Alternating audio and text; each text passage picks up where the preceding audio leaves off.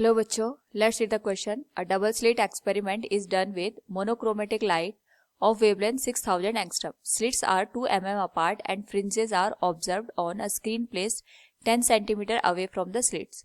If a transparent plate of thickness 0.5 mm is placed in front of one of the slits, interference pattern shift by 5 mm. Then refractive index of transparent plate should be, here we have given 4 options. Now to answer this question, first we will discuss here the key concept, and here the key concept will be interference of light. और यहाँ पे अगर हम बात करें interference की, तो इस केस में दो वेव्स एक दूसरे के साथ सुपर इम्पोज करके एनर्जी को रिडिस्ट्रीब्यूट करती है. तो यहाँ पे डबल स्लिट एक्सपेरिमेंट को अगर हम बात करें तो सपोज हमारे पास ये कोई सोर्स है एस. यहाँ पे हमने कार्डबोर्ड को रख दिया जिसमें हमने दो होल करके दो सोर्सेस का फॉर्मेशन किया S1 और S2. और इसके बाद हम यहाँ पे अगर एक स्क्रीन को प्लेस कर दें तो वी नो दैट यहाँ पे जो स्क्रीन प्लेस करी है उस पे जो लाइट पहुंचेगी S1 और S2 दोनों सोर्स से पहुंचेंगे और सुपर इम्पोज होने के बाद जो एनर्जी होगी दैट विल गेट रीडिस्ट्रीब्यूटेड.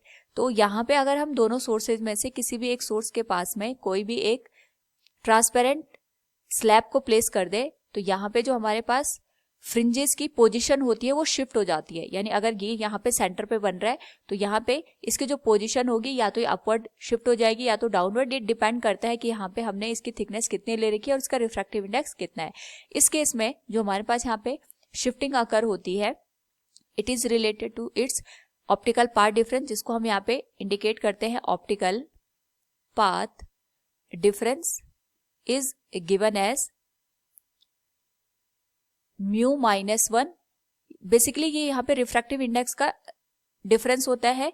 जो रिफ्रैक्टिव इंडेक्स हमने स्लैब का यूज किया है और जो यहाँ पे मीडियम यूज किया. जनरली हम यहाँ पे एयर का यूज करते हैं इसलिए हम यहाँ पे म्यू माइनस 1 लिखते हैं. अदरवाइज अगर कोई और मीडियम होता तो हम इसको म्यू 1 माइनस म्यू 2 करके इसकी वैल्यू यहाँ पे फाइंड आउट करते हैं और यहाँ पे ये मल्टीप्लाई हो जाएगा थिकनेस ऑफ द स्लैब के साथ.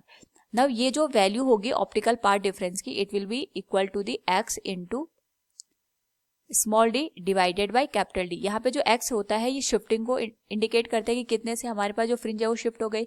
Small d is the distance between the two given sources and capital D is the distance between source and the screen. Now according to the question हमारे पास यहाँ पे जो value दे रखी है उसमें हमारे पास एक मोनोक्रोमेटिक लाइट है जिसकी जो वेवलेंथ दे रखी है it is given as 6000 angstrom, जिसको हम यहाँ पे लिख सकते हैं 6000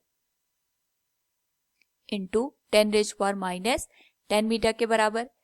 यहाँ पे जो स्लिट्स है बोथ आर 2 mm अपार्ट. यानी यहाँ पे जो स्मॉल डी की वैल्यू है दैट इज 2 mm. इसको हम यहाँ पे लिख सकते हैं 2 इंटू 10⁻³ मीटर के बराबर.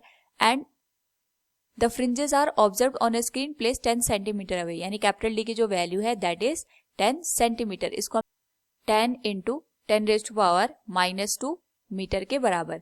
नाउ यहाँ पे हमने एक ट्रांसपेरेंट प्लेट को यूज किया जिसकी जो थिकनेस है इट इज 0.5 mm के बराबर. तो इसको हम यहाँ पे मीटर में लिख सकते हैं 0.5 इंटू 10⁻³ मीटर.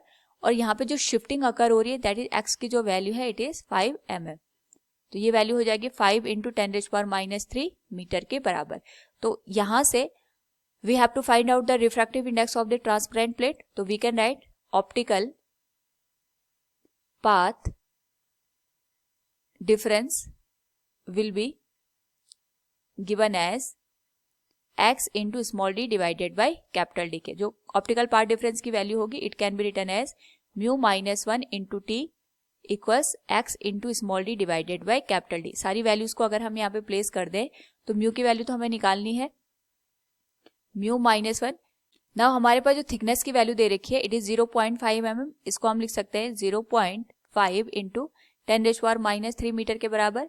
और ये वैल्यू मल्टीप्लाई हो जाएगी. जो शिफ्टिंग अकर हो रही है 5 mm की हो रही है 5 इंटू 10⁻³.